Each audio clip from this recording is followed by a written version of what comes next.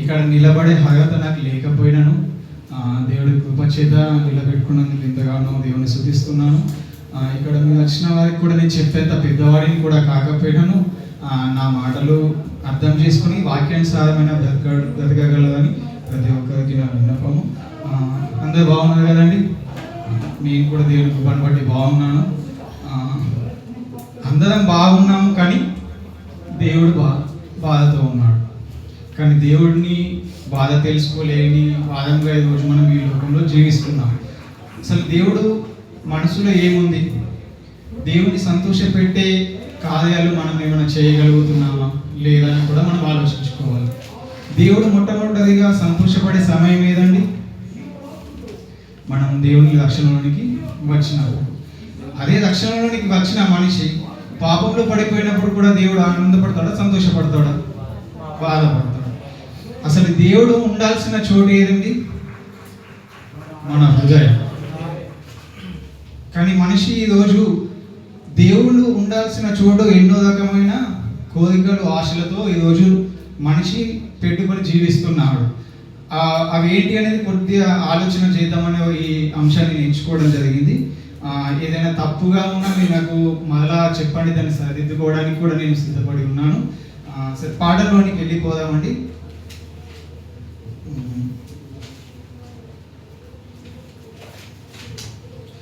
మొట్టమొదటిగా మనం చూసుకుందామండి మత్తయి సువార్త.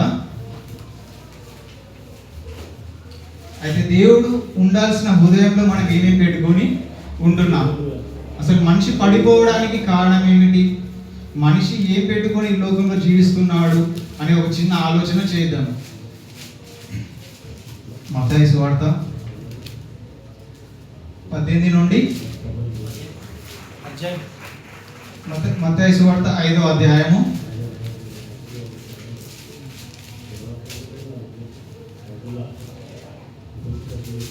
18 నుండి 19. క్షమించండి 15వ అధ్యాయం 15వ అధ్యాయము కాదా, 15వ అధ్యాయము 18 నుండి 19. నోటి నుండి బయటికి వచ్చినవి హృదయంలో వచ్చును, హృదయంలో నుండి వచ్చును, ఇవే మనుషుని అపవిత్రపరచునని మీరు గ్రహింపదా?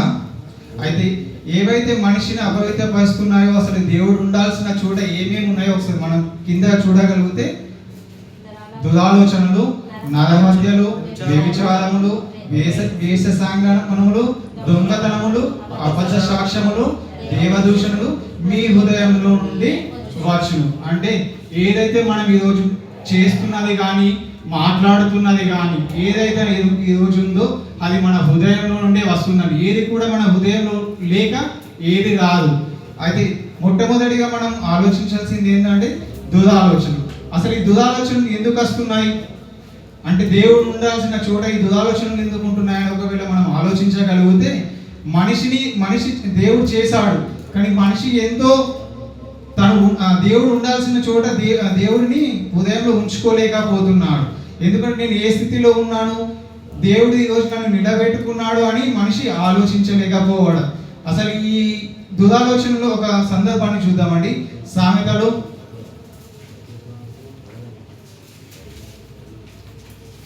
4వ అధ్యాయం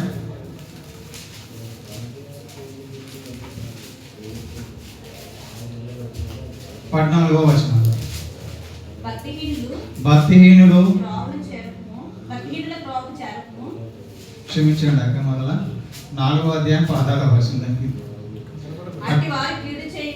అట్టివారు కీడు చేయనిది నిద్రింపదు, ఎదుటి వారిని పడదోయనిది వారికి నిద్ర పట్టాలని. ఏవైతే దురాలోచనతో ఉన్నవారు వారికి ఎప్పుడు ఏది ఉంటుంది అంటే హృదయంలో ఆలోచనలో ఎవరికైనా కీడు చేయాలి, ఏవారిని పడగొట్టాలి అనే ఆలోచనతోటి ఈరోజు మానవుడు ఈ లోకంలో జీవిస్తున్నాడు. అసలు దేవుడు కోరుకున్నది కాదు, కానీ ఎందుకు ఈ మనిషి ఇవన్నీ కోరుకుంటున్నాడు? ఒక మనిషి పడగొట్టడం, ఒక మనిషి కీడు చేయడన్న ఆలోచన మనిషికి ఎందుకు వస్తుంది? ఎదుటి వారు కూడా మనిషే కదా. ఎదుటి వారికి నేను తప్పు ఏదైనా కీడు చేస్తే నాకు దేవుడు ఏదైనా మేలు చేస్తాడా? చేయడు. అదే కీడు మనకు మరలా వస్తుంది. ఏది విత్తుదో అదే తిరిగి వస్తుందని దేవుడు వాక్యం చదివిస్తున్నారు. కాబట్టి ఈ రోజు పడగొట్టదు లేదు. ఇది ఎక్కువ మనం ఎక్కడ చూస్తామంటే రాజకీయాలు అండి. ఈ రోజు రాజకీయాల్లో ఎలా ఉంటాయంటే వాళ్ళ హృదయాలు ఆ ఎలక్షన్ టైం రోజు, కౌంటింగ్ రోజు వాళ్ళ హృదయంలో ఇది కన్ఫర్మ్ ఉంటుంది. ఎప్పుడు ఏవైనా పడకూడదామా, ఏవైనా కీడు చేద్దామన్న ఆలోచన వారికి ఉంటుంది. ఎందుకంటే వారు ఇంతలా ఆలోచించే దేని గురించి అండి, ఒకవేళ డబ్బు గురించి అనుకుంటే వారి సంపాదించాలి, ధనం కోసం అని ఆలోచించుకుంటే ధనం గురించి కూడా ఒక సందర్భాన్ని చూద్దామండి. 1 తిమోతి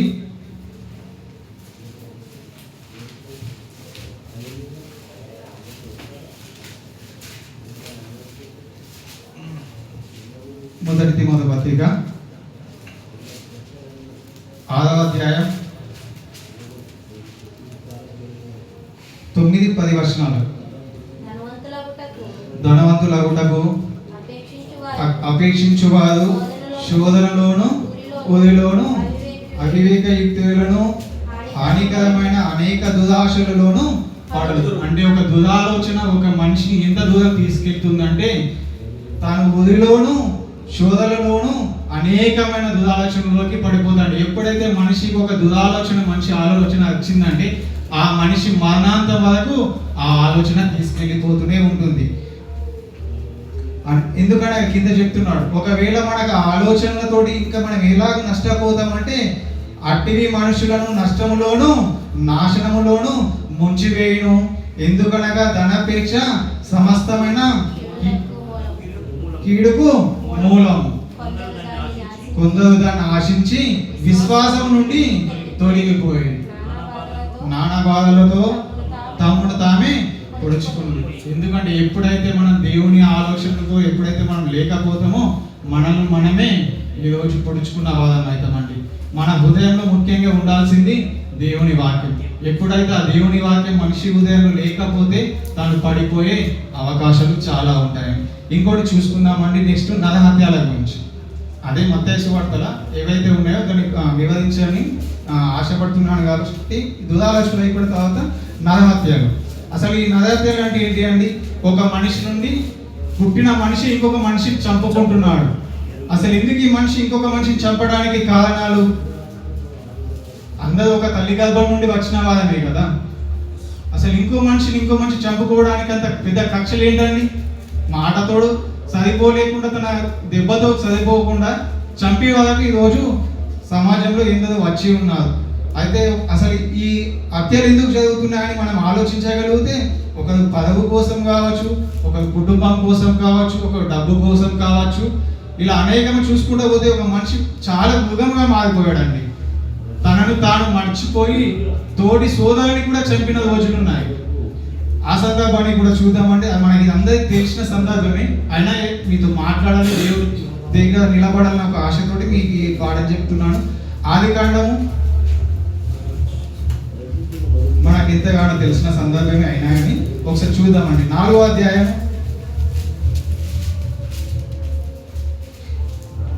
8వ వచనం. కయీను తన తమ్ముడైన హేబేలుతో మాట్లాడాడు. వారు పొలములో ఉన్నప్పుడు కయీను తన తమ్ముడైన హేబేలు మీద పడి అతనిని చంపాను. అంటే తన మీద పడి తనని చంపానండి. ఒకవేళ తనకు అంతలా కోపం ఉంటే తను చనిపోయేంత మీద పడి కొట్టాడంటే తనకి ఎలాంటి పరిస్థితి వచ్చింది? అసలు ఆ రోజు తనను చంపడానికి కారణం ఏంటంటే కయీను హేబేలు గారిని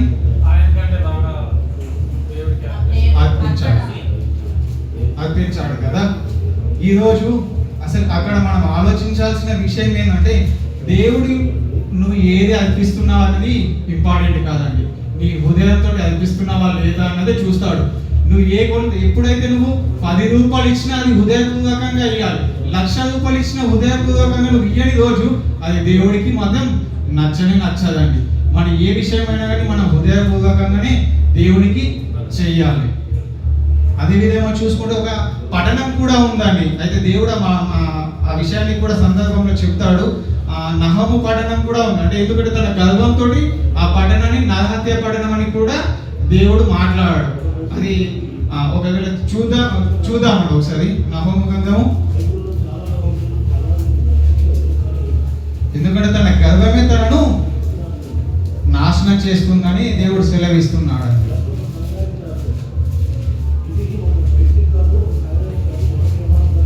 నహూము గ్రంథము 3వ అధ్యాయం 1వ వచనం అండి. నరహత్య చేసిన పట్టణమా నీకు శ్రమ. అంటే ఈరోజు మనుషులు ఎంత అదైపోయారంటే దేవుడికి లోబడిన వారే మరలా దేవునికి వ్యతిరేకంగా అయిపోయాడు. అయితే దేవుడు ఇంతలా బాధపడి ఒక పట్టణాన్ని నరహత్య పట్టణమా అని పిలుస్తున్నాడంటే ఆ పట్టణంలో ఎంత ఘోరంగా వాళ్ళు జీవిస్తున్నారో దేవుడిని నమ్మిన వారిని మనం ఆలోచించగలగాలి. అయితే ఇది ఎలాంటి సందర్భం అంటే, ఒకనాడు ఈ యోనా గారు ప్రయాణించిన నివేన పట్టణమే గురించి దేవుడు దీన్ని చెబుతూ అలా రాస్తూ ఉన్నాడు అండి. నెక్స్ట్ చూద్దామండి,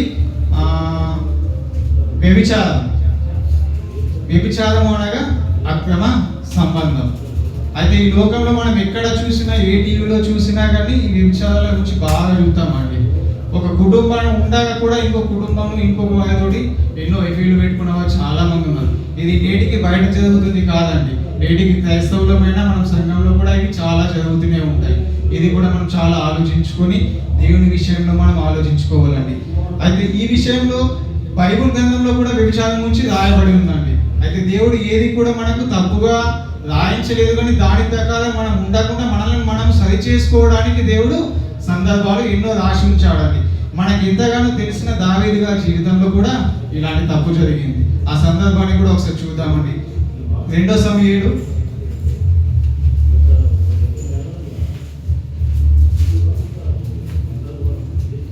11వ అధ్యాయం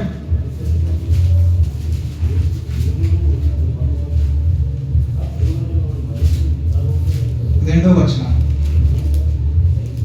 11వ అధ్యాయం 2వ వచనం.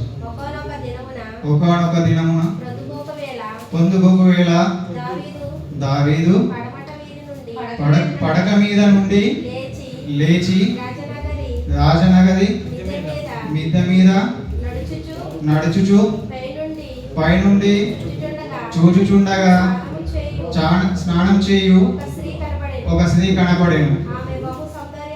ఆమె బహు సౌందర్యవతి ఉండుట చూచి దావీదు దాని సమాచారం తెలుసుకొనుటకై ఒక దూతను పంపెను. అతడు వచ్చి అతడు ఏలియాయు కుమార్తెయు ఉరియా గారి భార్య. అయితే దేవుడు తన చిత్తాన్ని అసలు దేవుడి రాయించడానికి కారణం ఏంటంటే, దావీదు గారి విషయంలో తప్పు జరిగిపోయింది, ఆమెను మోహించడం జరిగింది, గర్భం దాల్చడం కూడా జరిగింది. కానీ దావీదు గారికి వచ్చిన ఆలోచన ఎంత ఘోరమైంది అంటే, తను ఒక తప్పు, ఈ ఆలోచన దురాలోచన ఎలా ఉంటాయంటే, మనం ఒక తప్పుని కూడా మరలా ఇంకో తప్పు చేసేలా తీసుకెళ్తారు. అయితే ఇక్కడ జరిగింది కూడా అది. దావీదు గారు ఒక తప్పు చేశాడు, దాన్ని సమర్థించుకోక ఎక్కడైతే తను నేను చేసిన తప్పు తెలిసి నేను రాజుగా ఉండి ఈ తప్పు చేశాను, నా ఇక్కడ చెడ్డ పేరు వస్తుందని, కానీ ఇదన్నీ తెలిసిన దావీదు గారు ఎంత గొప్పవాడని దేవుడి చేత ఎన్నుకోబడిన వాడు. అంటే దేవుడి చేత ఎన్నుకోబడిన వారు కూడా పాపంలో పడిపోవడానికి అనేక అవకాశాలు కూడా ఉన్నాయి. అదేవిధంగా ఒకవేళ తనకు వచ్చిన అసలు ఆ రోజు దావీదు ఆ తప్పు చేయడానికి కారణం ఏంటండి? తన పనిని తను మర్చిపోవడం. దేవుడు ఎందుకు ఎంచుకున్నాడని తనని యుద్ధాలు చేయడానికి. తన యుద్ధాన్ని మానేసి తన మేడగది మీద అటు ఇటు తిరుగుతుండగా తన కనులు చూసి, ఈరోజు మనం కూడా దేవుడు మన విషయంలో ఏదన్నా దేవుడు కోరుకుంటున్నాడా? దేవుడిచ్చిన పనిని మనం చేయగలుగుతున్నామా, కరెక్ట్గా ఉన్నామా లేదని కూడా మనం ఆలోచించుకోవాలి. ఎందుకంటే ఎవరైనా తప్పు చేయగలుగుతాం, కానీ ఆ తప్పుని సరిదిద్దుకుని అవకాశం మనకు ఉండాలి. చేశాడు, ఒకవేళ దావీదు తప్పు చేశాడు, ఎందుకంటే దావీదు గారిని ఇక్కడ చిన్నగా చూపించడానికి కాదు, సందర్భం. ఒకవేళ దావీదు గారు అంత గొప్ప దైవజనుడే పడిపోతే ఈరోజు నువ్వు నేను మన సమయం మనం నిలబడతామా మళ్ళా తిరిగి అని ఒకసారి ఆలోచించుకోవాలండి. ఇదే వ్యభిచారం గురించి కూడా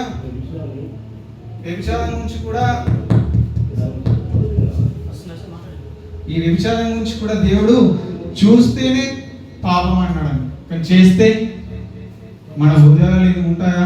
దేవుడు హృదయం ఉంటుందండి. మనం ఒకటి ఆలోచించుకోవాలి. చూస్తేనే పాపము అంటున్నాడు. అయితే ఒకనాడు ఒక పట్టణాన్ని కూడా దేవుడు ఒక పక్క వీడు ఆరాధన చదువుతూ ఒకనాడు లోపల అనేక పాపాలు చేసిన పఠనం కూడా ఉందండి. అదే ఒకసారి ఆ పఠనాన్ని కూడా చూద్దామండి. ఇర్మియా 13వ అధ్యాయం. ఇర్మియా గ్రంథం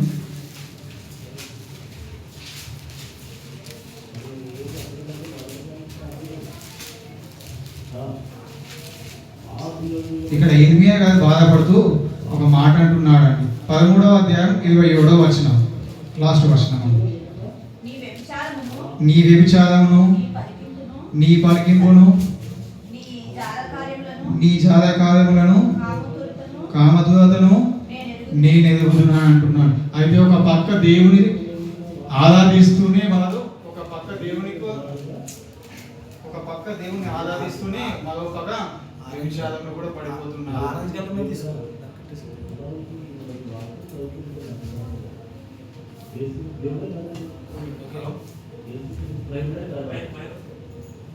సరే, ఒక పక్క దేవుడిని ఆరాధిస్తూనే వారు పాపంలో పడిపోతున్నారండి.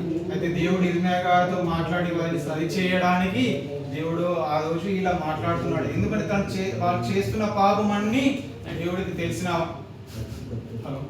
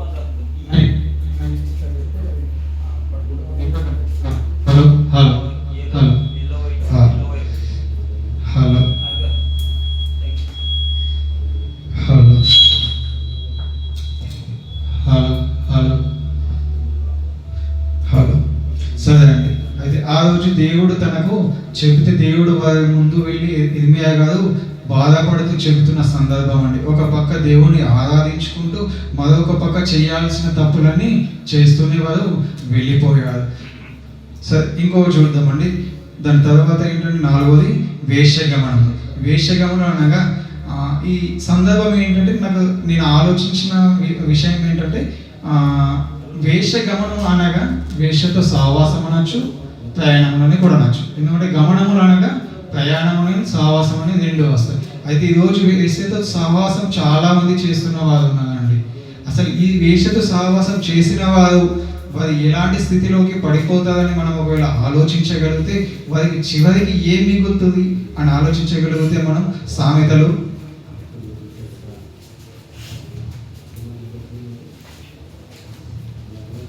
ఎన్నో తప్పులు చేసినా కానీ ఒకవేళ అసలు మనకి ఈ తప్పులు చేయడానికి మనిషికి ఆలోచనలను మెయిన్ ఇంపార్టెంట్ అండి. ఆ ఆలోచనలు ఇవన్నీ వస్తున్నాయి అనేది కూడా ఒకటి మనం ఆలోచించుకోవాలి. సామెతలు 6వ అధ్యాయము 26వ వచనం అండి. సామెతలు 6వ అధ్యాయం వేష సాంగత్యము చేయువానికి రొట్టె తుణుక మాత్రము మిగిలి ఉండునండి. అయితే ఎప్పుడైతే మనం చెడు సహవాసంతో కలిగి ఉంటామో మనం కోల్పోవలసినవన్నీ కోల్పోతూనే ఉంటామండి. ఒకవేళ కుటుంబాన్ని కూడా కోల్పోవచ్చు, ఊరిలో కానీ ఎక్కడైనా సరే మన పేరుని కూడా కోల్పోతాము. ఇక్కడ కూడా ఇదే దేవుడు సెలవిస్తున్న మాట ఏంటంటే మన దగ్గర ఏది ఉన్నా అది ప్రతిదీ తుణుక ముద్దతో సమానమని దేవుడు సెలవిస్తున్నాడు. నెక్స్ట్ చూద్దామండి, దొంగతనంల గురించి చూద్దాం. అసలు ఈ దొంగతనం అనగా నమ్మకాన్ని కోల్పోవడం, ఇతరులకు తెలియకుండా తన నుండి తీసుకోవడాన్ని కూడా దొంగతనముగా మనం అనుకోవచ్చు.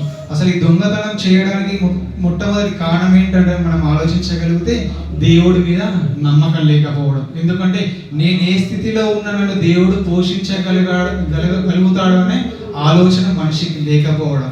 ఇంకోటి చూసుకుంటే తాను కష్టపడే ఆలోచన మనిషికి లేకపోవడం. ఎందుకంటే దేవుడు ఇచ్చిన చేతులు కాళ్ళు బాగుండి కూడా ఈరోజు మనిషి దొంగతనాల గురించి చాలా ఆలోచిస్తున్నారు.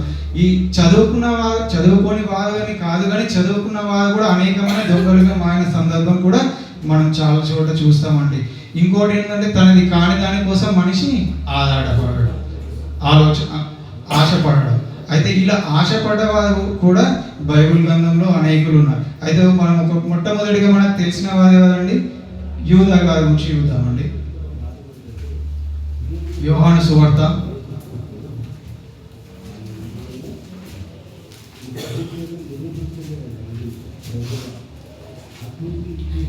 12వ అధ్యాయం.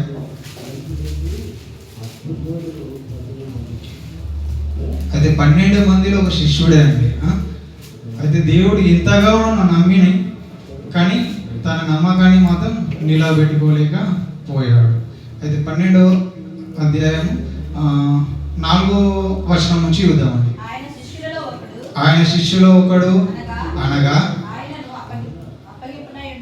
ఆయనను అప్పగింపని ఉన్న ఇస్కరియోతు యూదా ఈ అత్తరెందుకు 300 దిన నాణ్యములను అమ్మి బీదలకు ఇయ్యవలెనా అని అంటున్నాడు. అంటే తన ఆలోచన ఏంటంటే తను ఏదో గొప్పగా అక్కడ నేను నిరూపించుకోవాలన్న ఆలోచన కాదు, ఆ డబ్బుని ఎలా కొట్టేయాలన్న ఆలోచన. ఎందుకంటే వారి దగ్గర తిరుగుతున్న సమయంలో ఒక సంచి ధనం మూట ఈ యూదా గారికి యేసువా అప్పగించాడు. కానీ దానిలో నుండి కింద అంటున్నాడండి, చెప్తున్నాడు, కింద చదవండి అక్క. వాడిలాగు చెప్పినది బీదల మీద శ్రద్ధ కలిగినది కాదు గాని వాడు దొంగ ఉండి తన దగ్గర డబ్బు సంచి ఉండినందున అందులో వేయబడినది దొంగిలించుచూ వస్తున్నాడు కనుక అలాగూ చెప్పును. అయితే దేవుడు కూడా మన మీద అసలు ఏ అర్హత లేని మనలను దేవుడు ఈరోజు ఇక్కడ నిలబెట్టుకున్నాడు.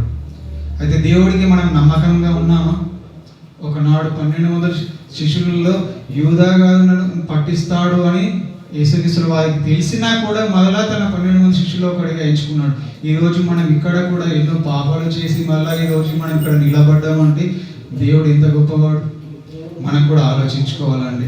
ఒకవేళ మనం అలా ఆలోచించుకోలేకపోతే మనం అసలు ఈ ఆలోచనలు ఎందుకు వస్తున్నాయని ఆలోచించుకోలేకపోతున్నాము. అయితే దేవుడు ఆ రోజు తన హృదయాన్ని కూడా చూశాడు. ఒకవేళ నా గురించి ఏమైనా మాడతాడు అనే ఆలోచనతో ఉన్నాడు కాదు, ఒకవేళ తనను పట్టించడమే దేవుని చిత్తము అయితే అది వేరే సందర్భం. కానీ ఒకవేళ తను మారలేక కూడా తనకిచ్చిన గొప్ప భాగ్యాన్ని తను నిరూపించుకోలేక తను పాపంలో పడిపోయాడండి. అదేవిధంగా నెక్స్ట్ చూద్దామండి, ఇంకొక వచనం కూడా ఇద్దాం. ఇంకొకరు కూడా ఉన్నదండి. అయితే ఎవరైతే ఈ దొంగతనములు అన్నా కదా, అయితే వేరే వారిని ఆశించడం, ఎదుటి వారిని తీసుకోవడం, అయితే దేవుడు కూడా శపించినవి ఉన్నాయండి. అయితే దేవుడు అద్దన్న దాన్ని తీసుకొని తను ఎలాగో అయిపోయాడో ఒకసారి ఆయనను కూడా చూద్దామండి. హోషేయ గ్రంథము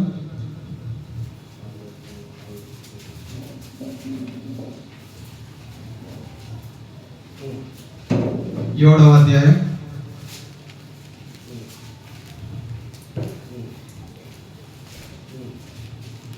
20 నుండి 21 చూద్దాం. సమయం లేదని కొద్దిగా చూద్దాం. ఆహాను యెహోషువతో ఇశ్రాయేలీయుల దేవుడైన యెహోవాకు విరోధముగా పాపం చేసినది నిజం. అయితే ఇక్కడ ఆకాను ఏ తప్పు చేశాడో మనకు అందరికీ ఈ సందర్భం తెలిసినాయండి. అయితే నేను ముందుకు వెళ్దామండి. అయితే అసలు ఆ రోజు దేవుడు శపింపబడిన ఏంటండి? ముట్టకూడదని ముట్టిన ఏంటి? దేవుడు అయితే ఆ దేశంలో ఉన్న వాటిని మీరు అసలే ముట్టకూడదు, అందులో నుండి ఏవి కూడా మీరు తీసుకోకూడదు అని దేవుడికి వారికి ఒక ఆజ్ఞ ఇచ్చాడు. ఆ ఆజ్ఞను మర్చిపోయి కూడా వాటి మీద ఈ ఆకాను కాదు తన దేవుడు చెప్పిన మాటకు వ్యతిరేకముగా తను దొంగిలించడం జరిగిందండి. దీన్ని దొంగిలించడం జరిగింది కానీ అదే ఆ ఆజ్ఞ అతిమీరడంతో ఆ ఇజ్రాయేల్ అందరికీ వారి పాపం కావడం జరిగిందండి. ఈరోజు దేవుడు కూడా మనకు చేయకూడదని చేస్తూనే వస్తున్నాం. మనకు అనేకమైన తెలుసండి దేవుడు ఏ విషయంలో వద్దు, ఏ విషయంలో ఉండాలని అనేకమైన చెప్పి ఉంచినప్పటికీ కూడా మనం అనేక సహవాసాలతోటి ఎక్కడికి వెళ్ళొద్దాడో ఎక్కడ కూర్చుండవద్దు అని చెప్పిన దేవుడి మాట ఈరోజు మనం వింటున్నామా? తను లాస్ట్కు ఎలా చనిపోయాడండి? రాళ్ళతో కొట్టి మరి అతనిని కుప్పగా చేసేసారండి. ఈరోజు మనం కూడా ఆలోచించుకోవాలండి. నెక్స్ట్ సందర్భంలోనికి వెళ్ళిపోదాం. అబద్ధ సాక్ష్యములు అండి. అబద్ధ సాక్ష్యములు అనగా నింద వేయడం, మాట మార్చడం. ఇలా అనేకులం ఇది బాగా సందర్భం అంటే ప్రతి ఒక్క ఇది ఇప్పుడు క్రైస్తవులు కానీ బయట వాళ్ళు కూడా అబద్ధం అనేది అందరికీ చాలా ఈజీ అయిపోయింది. కానీ ఒకనాడు ఈ మాట వల్ల వారి ఆరోగ్యాలు కోల్పోయారు, వారి జీవితాలు కూడా వారి తరతరాల వారికి కూడా ఆ శాపం కలిగింది. వారు ఎవరనేది ఒకసారి చూద్దామండి. గెహాజీ గారి గురించి 2వ రాజులు. ఒకనాడు ఏలియా తర్వాత తాను దేవుని కృప పొందవలసిన మనిషి ఒక చిన్న తప్పడం వల్ల ఒక రోగిగా మారిపోయాడండి. 5వ అధ్యాయము 2వ రాజు 5వ అధ్యాయం 25వ వచనం అండి. అతడు లోపలికి పోయి తన యజమాని ముందరగా ఎలీషా వాణిని చూచి, గెహాజీ నీ వెచ్చడి నుండి వచ్చితివని అడిగినందుకు వాడు, నీ దాసుడైన నేను ఎచ్చడికి పోలేదనేను. అంతటా ఎలీషా వానితో, ఆ మనుషుడు తన రథమును దిగి నన్ను ఎదుర్కొనటకు దిగి వచ్చినప్పుడు నా మనసు నీతో కూడా రాలేదా అని. అయితే అక్కడ సందర్భం మనకు అందరికీ తెలిసిన విషయం అండి. ఒక కుష్టి రోగి నన్ను నయం ఇక్కడ ఎవరైతే నన్ను నయం చేస్తారనే ఆలోచనతో ఉన్నప్పుడు ఈ సందర్భం ఎక్కడ చూస్తామంటే 8వ వచనంలో అండి. అయితే తనకు చేసిన మేలుకు బదులు అతను దాని కానుక సమర్పించాలని వస్తాడు. కానీ ఈ ఎలీషా గారు దేవుడి చిత్తమే కాబట్టి తనను ఏ కానుక తీసుకోక తను వెనుకకు పంపించినప్పటికీ కూడా ఈ ఎవరండి గెహాజీ గారికి ఆలోచన వస్తుంది, దానిలో నుండి నేను సంపాదించుకోవాలి. ఈరోజు దేవుడు మన మీద ఉంచుకున్న నమ్మకాన్ని కూడా మనము పోగొట్టుకోకూడదు, అబద్ధం ఆడకూడదండి. అలాగే మాట మార్చిన మనుషులు కూడా అనేక మంది ఉన్నారు. వారిని కూడా ఒకసారి చూద్దామండి. అపోస్తుల కార్యములు 5వ అధ్యాయము 1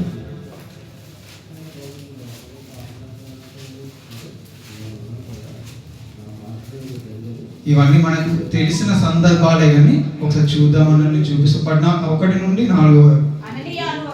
అననీయ ఒక మనుషుడు తన భార్య అయిన సిపోరతో ఏకమై పొలం అమ్మే. అయితే ఈ సందర్భం కూడా మనకు తెలిసినండి. ఎందుకంటే దేవుడికి ఇవ్వాలని వాళ్ళ ఆలోచనతో ఉన్నది కానీ వాళ్ళు ఇవ్వలేక వాళ్ళు సగం ఉంచుకొని దేవుడికి ఇచ్చారు. అయితే ఇక్కడ దేవుడు మాట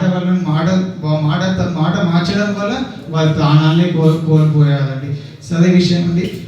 ఇంకా నేను కొన్ని చాలా రాసుకునే ఉన్నాయి, సమయం ఇది కాదు కాబట్టి ఇది వేరే వాళ్ళకి కూడా సమయం ఇవ్వాలి కాబట్టి నేను ఒకటి చెప్పాల్సింది ఏంటంటే ఇవన్నీ ఎన్ని చేసినా ఇవన్నీ చేస్తున్న వారి హృదయాలు ఏంటి అంటే మనది రాతి గుండె. దేవుడు ఎప్పుడైతే మనము దేవుడిని ఉంచుకుంటామో అప్పుడే మన గుండె మాంసపు గుండెగా మనది మారుతుందండి. సరే, ఇటు చిన్న అవకాశం దేవుడు ఇచ్చినందుకు దేవుని కృతజ్ఞత ప్రార్థించుకుందామండి. పరలోకమందు నా కన్న తండ్రి, నీ పరిశుద్ధ నామం లెక్కలేని స్థుతులు స్తోత్రాలు దేవా. ఇదిగో తండ్రి, మీరు ఇచ్చిన అవకాశాన్ని తండ్రి లెక్కలేని స్థుతులు అవునా తండ్రి, ఏ యోగ్యత లేని తండ్రి నన్ను నిలబెట్టుకున్నారు తండ్రి. కొన్ని మాటలు మాట్లాడినాను తండ్రి, అవునా తండ్రి, అందులో ఏదైనా తప్పుగా మాట్లాడి ఉంటే నన్ను క్షమించి తండ్రి. మళ్ళా తండ్రి ఇదిగో దేవుని నాకు సహాయాన్ని అనుగ్రహించి నీ మాటలు చెప్పే భాగ్యాన్ని దయచేయమని. ఇదిగో తండ్రి, తర్వాత తండ్రి ఎవరైతే నీ మాటలు చెప్పడానికి వస్తున్నారో తండ్రి వారికి తోడుండి తండ్రి నీ ద్వారా మాట్లాడి తండ్రి నీ ఆలోచన ప్రకారంగా మాట్లాడే సహాయాన్ని నీ పరిశుద్ధాత్మ తోడు నీడగా ఉంచమని క్రీస్తు నామమున ప్రార్థన అడుగుచున్నాము తండ్రి. ఆమేన్.